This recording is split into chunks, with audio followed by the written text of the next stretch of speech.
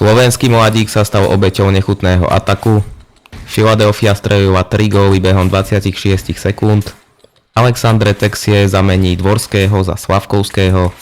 Erik Černák doplnil slovenských zranených smoliarov v NHL. Český rozhodca bude pikať za odsotenie slovenského obrancu.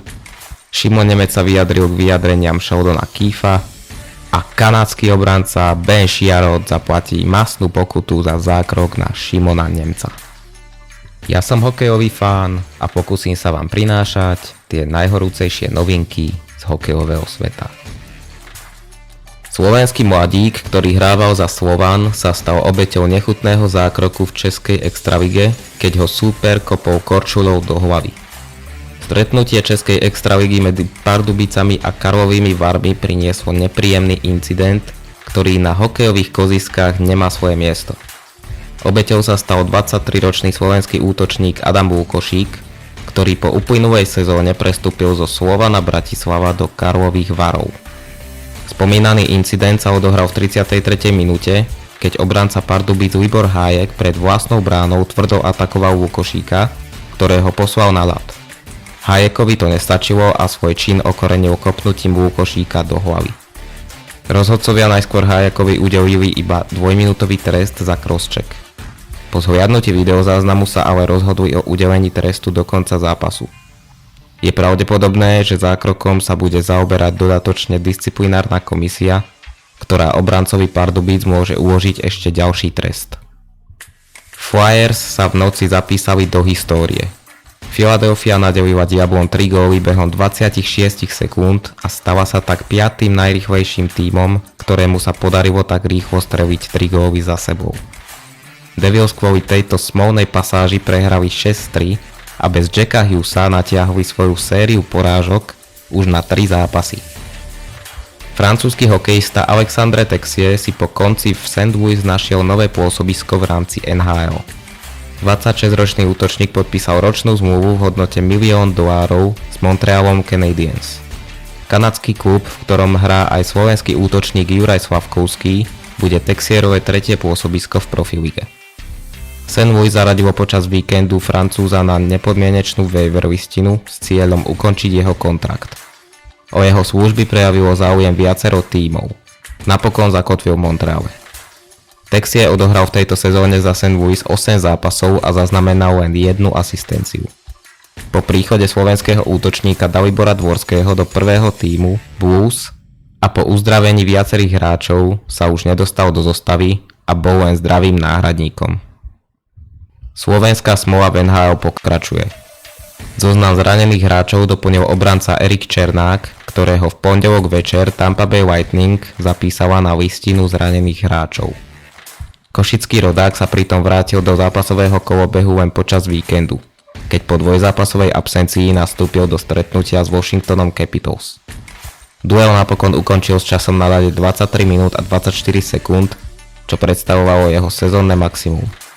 Do štatistík sa zapísal kanadským bodom za asistenciu, pridal taktiež strelecký pokus, bodycheck aj 3 blokované strely. V nasledujúcom stretnutí však už slovenský bek chýbal.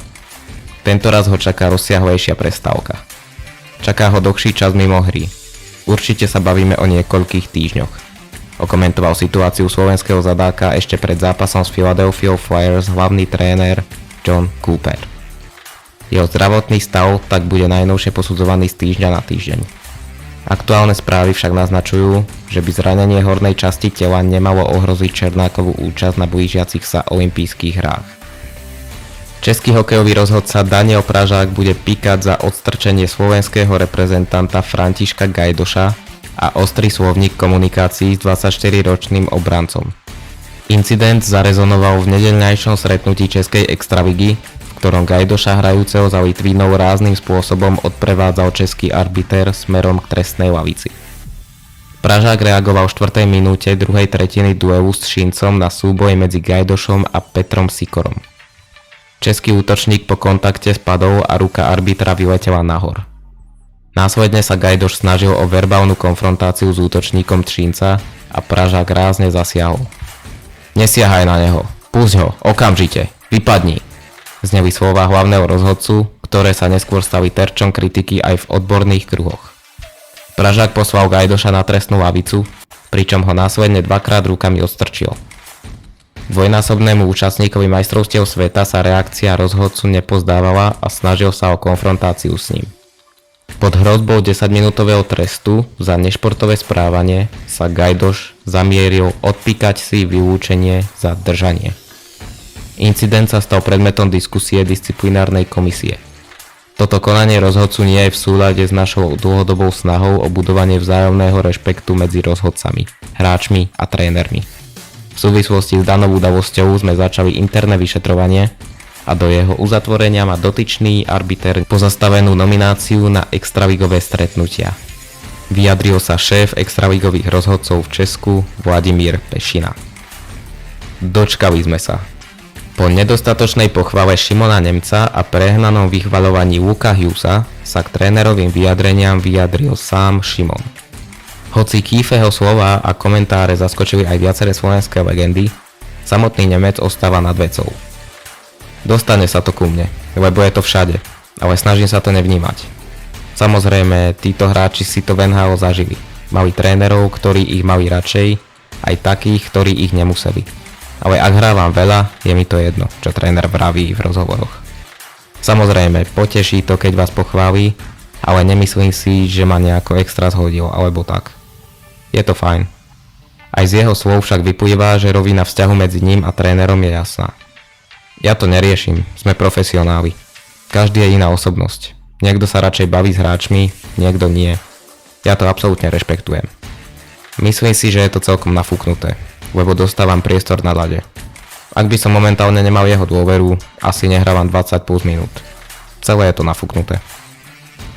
Kanadský hokejista Ben Chiarot z Detroitu Red Wings dostal od oddelenia pre hráčskú bezpečnosť NHL pokutu $5000 za zákrok na Šimona Nemca v pondelkovom zápase na ľade New Jersey Devils. Zadak hostí v tretej tretine pri šarvátke pichol slovenského obrancu hokejkou do oblasti brucha. Je to najvyššia možná pokuta, akú mohol Chiarot dostať na základe kolektívnej zmluvy. Peniaze poputujú do hráčskeho rezervného fondu. Nemec po nepríjemnom ataku zamieril do šatne, no po chvíli sa vrátil a pokračoval v zápase. Nakoniec bol druhý najvyťaženejší hráč svojho tímu, odohral 22 minút aj 50 sekúnd a Devils zvíťazili nad Red Wings 4-3. Touto informáciou sa dostávame na koniec tohto videa, ktoré pevne dúfam, že sa vám páčilo. Pokiaľ sa vám páčilo a máte záujem o podobné videá, budem vám veľmi vďačný za zanechanie vašej odozvy na tomto videu. Ako príklad môžem uviesť odoberanie môjho kanálu, ktoré vás nič nestojí a mňa bude motivovať k tvorbe ďalších podobných videí. Týmto sa s vami pre toto video lúčim a budem sa na vás tešiť zase na budúce.